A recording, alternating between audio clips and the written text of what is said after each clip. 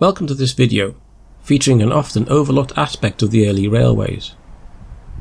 Today we take the railways for granted, but before the opening of the Liverpool and Manchester Railway, railways were, to many, an unfamiliar and even frightening prospect. This was not without good reason. The early railways and locomotives were certainly not the safest or reliable.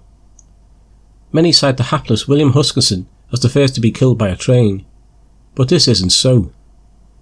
The early railways suffered many accidents, including boiler explosions.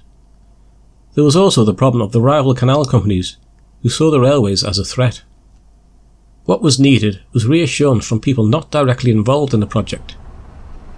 To achieve this, the line's directors held weekly Saturday trips to raise awareness and allay fears. These also doubled as crew training trips. The trips went from Liverpool to Kenyon Cutting, departing at 4 p.m. with a return at 7:30 p.m.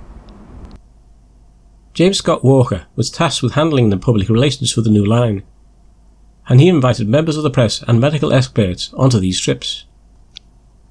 A popular and rising star of the time was appearing in Liverpool on a tour that included Bath and Dublin.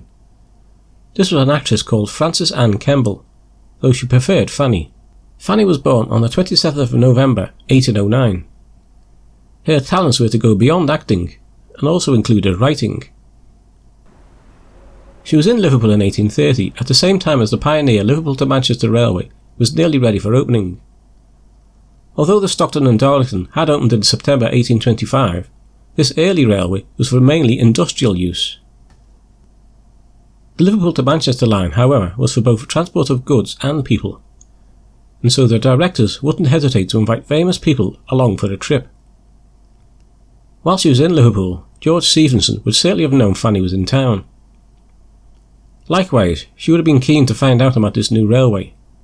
Being as popular as she was, the directors would certainly see the publicity benefit that Fanny could bring, and getting Fanny on board would certainly be a boost to public confidence.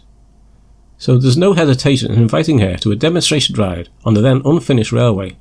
This preview trip was only 15 miles long, but despite its short length, Fanny really enjoyed it. And now I will give you an account of my yesterday's excursion. A party of 16 persons was ushered into a large courtyard, where, under cover, stood several carriages of a peculiar construction, one of which was prepared for our reception. It was a long-bodied vehicle with seats placed across it, back to back. The one we were in had 6 of these benches, and was a sort of uncovered charabanc. We were introduced to the little engine which was to drag us along the rails. She, for they make these curious little fire horses or mares, consisted of a boiler, a stove, a small platform, a bench, and behind the bench a barrel containing enough water to prevent her being thirsty for 15 miles, the whole machine not bigger than a common fire engine. She goes upon 2 wheels, which are her feet, and are moved by bright steel legs called pistons. These are propelled by steam, and in proportion as more steam is applied to the upper extremities, the hip joints, I suppose, of these pistons, the faster they move the wheels, and when it is desirable to diminish the speed, the steam, which unless suffered to escape would burst the boiler, evaporates through a safety valve into the air. The reins, bit, and bridle of this wonderful beast is a small steel handle, which applies or withdraws the steam from its legs or pistons, so that a child might manage it. The coals, which are its oats, were under the bench, and there was a small glass tube affixed to the boiler, with water in it, which indicates by its fullness or emptiness when the creature wants water, which is immediately conveyed to it from its reservoirs. There is a chimney to the stove, but as they burn coke there is none of the dreadful black smoke which accompanies the progress of a steam vessel. This snorting little animal, which I felt rather inclined to pat, was then harnessed to our carriage, and, Mr. Stephenson having taken me on the bench of the engine with him, we started at about 10 miles an hour. The steam horse being ill-adapted for going up and downhill, the road was kept at a certain level, and appeared sometimes to sink below the surface of the earth, and sometimes to rise above it. We were to go only 15 miles, that distance being sufficient to show the speed of the engine, and to take us on to the most beautiful and wonderful object on the road.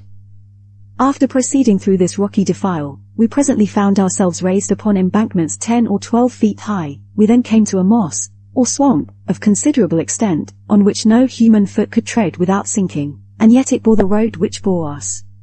A foundation of hurdles, or, as he called it, basket work, was thrown over the morass, and the interstices were filled with moss and other elastic matter. We had now come 15 miles, and stopped where the road traversed a wide and deep valley. Stephenson made me alight and led me down to the bottom of this ravine, over which, in order to keep his road level, he has thrown a magnificent viaduct of 9 arches, the middle one of which is 70 feet high, through which we saw the whole of this beautiful little valley. It was lovely and wonderful beyond all words.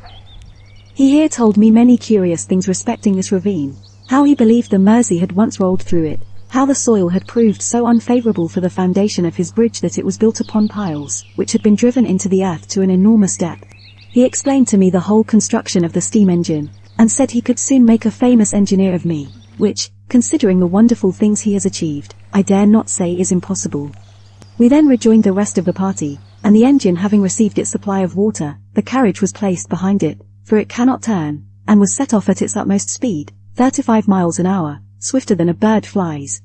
Now for a word or two about the master of all these marvels, with whom I am most horribly in love.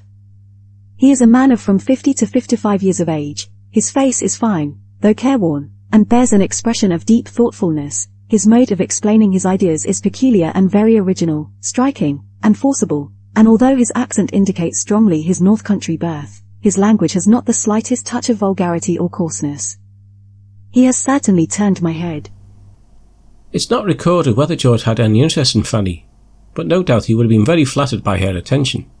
For years have sufficed to bring this great undertaking to an end. The railroad will be opened upon the 15th of next month. The Duke of Wellington is coming down to be present on the occasion, and, I suppose, what with the thousands of spectators and the novelty of the spectacle, there will never have been a scene of more striking interest. The whole cost of the work, including the engines and carriages, will have been £830,000, and it is already worth double that sum. The directors have kindly offered us 3 places for the opening, which is a great favour, for people are bidding almost anything for a place, I understand. But I fear we shall be obliged to decline them. She did take up the invite for the opening day, but the day was marred by the horrific accident that happened to Huskinson. Despite this troubled opening day, the railway was a great success, and railways were to spread throughout England and the world.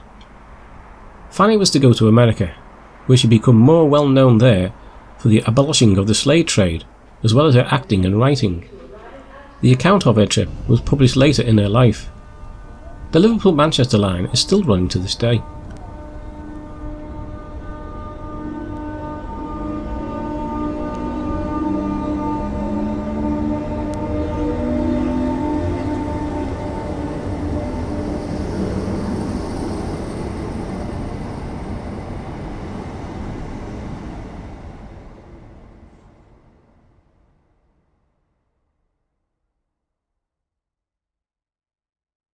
She did take up the invite for the opening day, but the day was marred by the horrific accident that happened to Huskinson.